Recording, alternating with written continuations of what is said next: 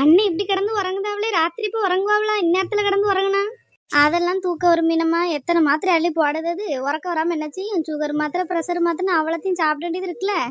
அதெல்லாம் உறக்கம் தன்னால வரும். டீ காப்பு எடுத்து குடி மீனம்மா, பண்டம் சாப்பிடு. கொஞ்சம் ஆறட்டும் இருக்கு, சூடா இருக்கு. நான் இந்த பண்டம்லாம் சாப்பிட மாட்டேன் பார்த்துக்க. பண்டம்லாம் எனக்கு அவ்வளவா பிடிக்கிறது இல்ல.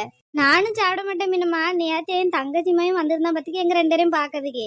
அந்த பையன் எவ்வளவும் வாங்கிட்டு வந்திருக்கு பார்த்துக்க. நாங்கள் இதெல்லாம் வாங்குறதும் இல்லை, விரும்புறதும் இல்லை. எனக்கு எப்பயாவது தோணுச்சுன்னா இந்த முக்கிலே சுட்டு சாப்பிடுவேன். இந்த மாதிரி எதுவும் செய்யறதா இந்த அடை எதுவும் வேக வச்சு சாப்பிடுறது. இந்த மாதிரி கடை பண்டம்லாம் ஒன்றும் சாப்பிடுது இல்லாட்டி. நேற்று எங்கள் தம்பி மயம் வந்திருந்தா அந்த பையன் தான் வாங்கிட்டு வந்தது. சரி டி. ரெண்டு பேரும் இங்கதான் இருக்கீங்களா? சத்தம் கேட்டு வந்தோம்மா. தானே லட்சுமி, எங்கட்டி பொண்ணியே எல்லாம் மல்லிகை வீட்டுல போய் இருந்தீங்களோ? மதியம் போல மனசு இல்லையான்னு கொஞ்ச நேரம் இங்க வந்து இருப்போமேன்னு வந்தேன். உங்க யாரையும் ஆளக்கானா அந்த ஆளை ருக்கு வீட்டுல வந்து உட்காந்தாச்சு. அப்படியே மீனம்மா, நாங்க மல்லியக்கா வீட்டுக்கு போயிருந்தோம். மல்லியக்கா இந்த கடை வரைக்கும் போயிட்டாரு, பிள்ளைய பாத்துக்கிட்டு இருந்தாவ. அதனால நானும் சின்ன பொண்ணு லட்சுமி அக்கா எல்லாம் அங்க போய் உட்கார்ந்துருந்தோம். ஏட்டி மல்லி அதுக்குள்ளயுமே வந்துட்டா? இப்பதானே போன மாதிரி இருக்கு, அதுக்குள்ளயுமே வந்திருக்கா? இல்லம்மா, அனு மாப்பிள்ள வந்துட்டு சரி நம்ம அதுக்கு அங்க எதுக்கு தொந்தரவு, அவிய வாட்டிக்கு இருப்பாவுல, ஒத்தையில இருக்காங்க கவலைப்பட்டு அங்க போய் இருந்தோம். அனு மாப்பிள்ள வந்தோடனே சரி அவிய ரெண்டு இருக்கட்டும் வந்தாச்சு. ஏதாவது ஒண்ணு கூப்பிடணும்னு சொல்லிட்டு வந்திருக்கேன். ஓ சரி சரி, மாப்பிள்ள போய் வந்துட்டானோ?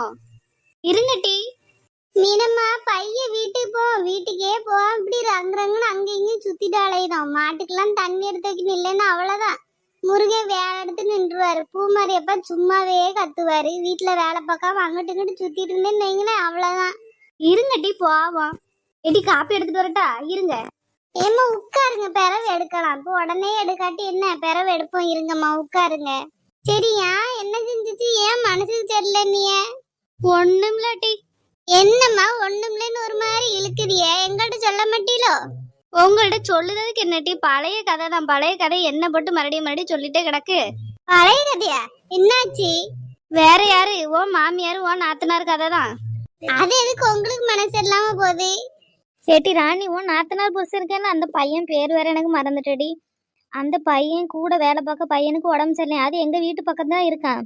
நான் பார்த்தது கிடையாது பார்த்துக்க. அந்த வழியில இது இருப்பானா இருக்கும். கொண்டு விட்டுட்டு என்ன எப்படி இருக்கீங்கம்மான்னு பார்க்கலான்னு வந்திருந்ததுட்டி. வந்த பையன் நல்லா இருக்கீங்களாம்மா என்ன ஏதுன்னு விசாரிச்சுட்டு, எங்க மாமியார் இங்கதான் வந்து ஒரு வாரமா இருக்காவ, நீங்களும் வாங்கம்மா நல்லா இருக்கும்ல, சுசிலாவுக்கு துணையா இருக்கும், அவளும் தனியா தான் இருக்கு, வாங்கம்மான்னு கூப்பிட்டாடே. ஐயோ என்னத்த சொல்ல, அப்படியே பேசி பேசி பேசி வந்தப்ப நான் உண்மையை சொல்லிவிட்டேன். இந்த மாதிரி பொண்டாட்டி மருந்தெல்லாம் குடிக்கலப்பா, சும்மா தான் நாடகம் தான் போட்டா வச்சான்னு சொல்லிட்டேன். அந்தாலும் அந்த பையன் ஒரே அழுவ கடுவத்துக்கு கேன்னு தேம்பி அழுதுட்டான்ட்டி. மனசே கேட்கல. ஏன்டா சொன்னோம் நைட்டு. எனக்கு அப்படி மறைச்சும் வைக்க தெரியல. யாரா கேட்ட படபடன்னு சொல்லிடுறேன். அப்படித்தான் வேணும் மீனம்மா, அவள்கிட்ட எல்லாம் சொல்லாம மறைக்க கூடாது. அவ பாட்டுக்கு நல்லா சோமா கிடப்பா. அவளுக்குலாம் யார் மேலேயாவது பயம் வேணும். நீங்க சொன்னது நல்லதான். இதுக்கு எதுக்கு உங்களுக்கு மனசு சங்கடமா இருக்கு? ஐயோ மீனம்மா, நிஜமா சொல்லி அந்த பையன்ட்டே சொல்லிட்டீங்களோ? ஆமாட்டி, அந்த சொன்னது கூட எனக்கு பெருசா தெரியல பார்த்துக்க. அந்த பிள்ளை உட்காந்து அழுதுட்டு வாசப்பட்டு உட்காந்து அழுதுட்டான் பார்த்துக்க. அதை பார்க்கும்போதுதான் ராணி ஒரு மாதிரி சங்கடமா போச்சு. சொல்லாம மறைச்சிருக்கலாமே, ஏன்டா சொல்லணும்னு இருந்துச்சு மனசு. இருங்க மீனம்மா, நீங்க எதுக்கு மனசு கஷ்டப்படுது? அவளையெல்லாம் அப்படிதான் சொல்லி கொடுக்கணும். யாருக்கும் பயம் இல்லாம கழுத திருட்டு வேலை பண்ணிக்கிட்டு அலையுது. உண்மை என்னைக்காவது ஒரு நாள் வெளியில வந்துதான் ஆகும். எத்தனை நாளைக்கு நம்ம மறைச்சு மறைச்சு வைக்க முடியும்? அவளையெல்லாம் அப்படிதான் சொல்லி கொடுக்கணும். நீங்களா இருந்தா அதுக்கெல்லாம் ஒத்துருக்கீங்க. நானா இருந்தா அதுவும் கூட செஞ்சிருக்க மாட்டேங்க. அவ பார்த்துட்டு பாடுக்கலாம். வேணா பிடிச்சவ அவள் என்ன நல்லவளா? நல்ல பிள்ளைகளுக்குன்னா என்ன வேணா செய்யலாம். அவளை மாதிரி பிள்ளைகளுக்குன்னா ஏதாவது உதவி செய்யலாமா? அடுத்த வாழ்க்கையை சீரழிக்கவா? பொய் பொய் பொய். சொந்த அம்மாவே பணத்துக்காக ஏமாத்திட்டு போனவன் தானே, அப்புறம் புருஷனை ஏமாத்த மாட்டான்னு என்ன துப்பு இருக்கு அவளுக்கு? ஏமாத்திட்டான்னு சொல்லிதான் அவளுக்கு தண்டனை கொடுத்துருக்கு, வீட்டை விட்டு துரத்திருக்கு. அதுலயும் ஒண்ணு ஏமாத்ததுக்காக விஷத்தை குடிச்சிட்டேன், அதை குடிச்சிட்டேன்னு ஊரை ஏமாத்திருக்கா பாத்துக்குங்க. அதையும் நம்பி எல்லாரும் ஓடிட்டு நடந்திய. என்ன சொல்லுத லட்சுமி, நம்மளுக்கு மனசு கேட்க மாட்டேங்க. அப்படி அவ வந்து கேட்கன்னு அழும்போது நம்மளுக்கு சங்கடமா தானே இருக்கு. யாரா இருந்தாலும் பெத்த பிள்ளைகளுக்கு உடம்பு முடியலன்னா கஷ்டமா தான் இருக்கும். அவ முடியாம வந்து அப்படி சொல்லி அழும்போது நம்மளுக்கு சங்கடமா தெரிஞ்சு நம்மளும் போய் 4 நாள் பட்டினி கிடந்து ஆஸ்பத்திரியில பாத்துக்க. இவியலுக்கும் நல்ல சாப்பாடு கிடையாது, எனக்கும் அங்க போய் சாப்பாடு தண்ணி ஒண்ணும் கிடையாது. அது உண்மையா மருந்து குடிச்சவ கூட இந்த உட்காந்துருவாப்புல. இவ என்ன நடிப்பு நடிச்சா தெரியுமாட்டே, அந்த கட்டிலேயே படுத்துக்கிட்டு பேச கூட வாய் வராத மாதிரி அப்படின்னு அணைத்திட்டு நடந்த பத்துக்கு. ஏதாவது சொன்னா கூட வாயை திறந்து பேச மாட்டா. அப்படி கை ஆட்டுறது கால் ஆட்டுறது அப்படிதான் கிடந்தா. ஆஸ்பத்திரிக்கு அவிய மாமிய பார்க்க வந்துருந்து பாத்துக்க. அம்மா காரியும் பிள்ளைக்காரியும் சேர்ந்துக்கிட்டு அந்த பொம்பளை பேச்சுன்னு பேச பார்க்கணும். ஏம்மா அந்த பிள்ளை அந்த பொம்பளை அப்படிதான் பச்சை பிள்ளை மாதிரி உட்காந்து அந்த ஆஸ்பத்திரியில் அப்படி அழுது எந்திரிச்சு போச்சு பார்த்துக்க. என்னை இப்படியெல்லாம் சொல்லுதாவம்மா, அப்படி சொல்லுதாவ, நான் ஒன்றும் செய்யலை வைக்கல அப்படின்னு அந்த அழுவை தான் அழுவுச்சு. இந்த போனதோட சரி, அதுக்கப்புறம் ஆஸ்பத்திரி பக்கமே வரலையே அந்த பொம்பளை. ஏம்மா இருந்தாலும் பயமா இருக்குமா, எனக்கெல்லாம் எங்கேயாவது பிரச்சனைன்னு கேட்டாலே வயிற்ற கலக்குது, பிரச்சனைன்னு நினைச்சாலே பயமா இருக்கு. முன்ன மாதிரிலாம் தைரியமே இருக்க மாட்டேங்க, மனசுல எந்த பிரச்சனைன்னு கேட்டாலே ஒரு மாதிரி தலை சுத்துத மாதிரி வந்துடுதுமா. நீ எதுக்கிட்டி பயப்படுத? உன்னையெல்லாம் இப்படி என்ன பாடுபடுத்தி வீட்டை விட்டு அனுப்புனா அவளுக்குலாம் அப்படிதான் வேணும். போய் சண்டை போட்டு விரட்டி விடட்டும், ஆத்தாலை மகளே விரட்டி விடட்டும், நம்மளுக்கு என்ன? அந்த பையன் அப்படி கோவப்படுற குணம்லாம் கிடையாதுமா. அப்படி யார்ட்டையும் அடாவடியெல்லாம் பேசாது, எனக்கே தெரியும்ல. அவங்க கல்யாணம் முடிஞ்சு இப்போ இவ்வளோ 6 வருஷத்துல எங்க வீட்டுக்கெல்லாம் வந்தப்போ ஒரு நாள் கூட அக்காங்கிற வார்த்தை மறு வார்த்தை பேசின கிடையாதுமா. நல்ல பையன், எல்லாத்தையும் அவ்வளோ பாசமா இருக்கும். சத்தியாக்கு சுவானிக்கெல்லாம் அவளுக்கே தெரியாம துட்டு கொடுத்துட்டு போறது, படிக்க தேவையான புக்கு எல்லாம் வேணும் தருவத்துக்கு. இவியலை இப்படி குடிச்சிட்டு அங்கிட்டு கிடப்பாவுல. அந்த பையன் வார நேரம்லாம் இந்த பிள்ளைகளுக்கு படிக்கிறதுக்கு என்னன்னாலும் புக்கு என்ன வேணும்னாலும் வாங்கி கொடுக்கும் பார்த்துக்க. சொல்லிடாத சுசீலாட சொல்ல வேண்டாங்க்கா வைக்க வேண்டாங்கான்னு இந்த பிள்ளைகளுக்கு வேணும்னு அப்படி செய்வான் பார்த்துக்க. ஒரு கோவப்பட்டதோ ஒன்றும் செய்ய மாட்டான். ஆனா அந்த பையனுக்கு வாச்சிருக்க வாய்ப்பை பத்திலாம் இவ்வளவு மாதிரி ஒரு பொண்டாட்டி. அப்படிதாம்மா சொல்லி அழுதான். நான் என்ன பாவம் பண்ணணும், என் தலையில வந்து இப்படி கிடக்காலே, நான் ஏதாவது அவளுக்கு மிச்சம் வச்சிருக்கேன்னா எல்லாம் அவளுக்காக தான் சம்பாதிக்கிறேன் வைக்கிறேன்னு எல்லாம் சொல்லி புலம்ப தான் செஞ்சான். நான் தான் போப்பா எதுவும் நினைக்காத, நான் மனசை விட்டு சொல்லிவிட்டேன், எதுவும் நினைக்காதன்னு சத்தம் போட்டேன். ஐயோ எனக்கு பயமா இருக்குமா. நீ எதுக்கிட்டே பயப்படுத? சும்மா இரு, அவ என்னமோ செஞ்சுட்டு போறா, நீ என்னத்தையும் தேவையெல்லாம் பயப்படுத? முன்ன மாதிரிலாம் தைரியமே இருக்க மாட்டேங்கம்மா. எங்க பிரச்சனைன்னு கேட்டாலே ஒரு மாதிரி தலை சுத்துது. போய் போடட்டும், 4 போடு போட்டாதான் அவளா திருந்துவா. இன்னும் போய் சொல்லி என்னென்னத்தை ஏமாத்துதான்னு தெரியலையே. அந்த பொம்பளை எல்லாம் அவைய மாமியார்லாம் என்ன அம்மத்துதாலோ. அந்த பொம்பளை எல்லாம் 4-5 வாட்டி இந்த ஊருக்கு வந்திருக்குமா, அமைதியா தான் போகுது. ஒரு ஆளுகள்கிட்ட ஒரு இதா பேசினது இல்லை, இந்த பணம் காசு இருக்குங்கிற திமுறெல்லாம் காமிச்சதே இல்லை. அவளை அமைதியான குடும்பத்துல இவனால பொழைக்க முடியல, பிறவு எங்க போய் பொழைப்பா? இப்போ உன்னையெல்லாம் ஒன்றும் சொல்லுது இல்லையாட்டி முனியம்மா? முன்னாடிலாம் எதுனாலும் சண்டைக்கு வந்துட்டே கிடப்பா, இப்போ ஒன்றும் சொல்லுது இல்லையோ? எங்கம்மா நீங்க வேற. இப்ப இந்த சமையல் கேட்டரிங் கிடைச்சப்ப கூட ஒரே சண்டையா தானே கிடந்துச்சு. எனக்கு சாப்பாடு வேலை பார்க்க கொடுத்துவிட்ட போய் இவளுக்குலாம் எதுக்கு சமைக்க கொடுத்துருக்கிய? அவள் சாப்பாடே விளங்காது, வீட்டுக்கு சமைச்சாலே விளங்காது, இவ்வளோ பேர் கொடுத்துருக்கிய வச்சிருக்கிய.